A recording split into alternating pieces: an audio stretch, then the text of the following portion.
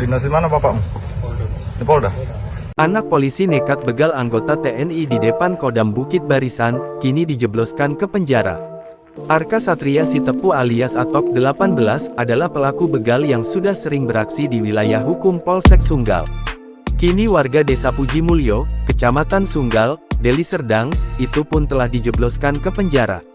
Informasi yang diperoleh oleh Tribun Medan, pelaku merupakan anak personel polisi.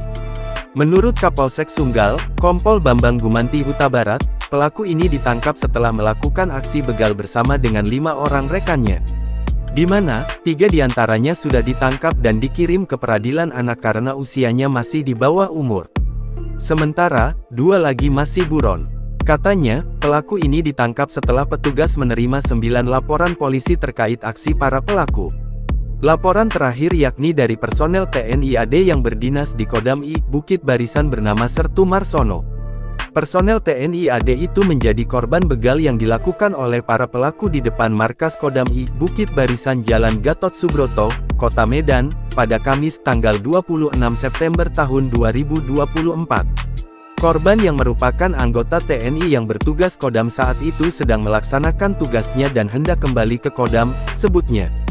Ketika melintas, korban dipepet oleh para pelaku yang terdiri dari beberapa orang dengan menendang korban sehingga terjatuh, ucapnya. Bambang menjelaskan, saat itu para pelaku ini juga mengancam korban dengan menggunakan senjata tajam sehingga prajurit TNI AD tersebut ketakutan. Pada saat itu korban memilih melarikan diri meninggalkan sepeda motornya, dan sepeda motor milik korban Honda Beat dibawa kabur oleh para pelaku, ujarnya. Lebih lanjut, dikatakannya, dari hasil pemeriksaan ternyata para pelaku ini merupakan spesialis begal yang sering beraksi di wilayah hukum Polsek Sunggal. Dari hasil pemeriksaan ada 9 TKP yang ada di Wilkum kita.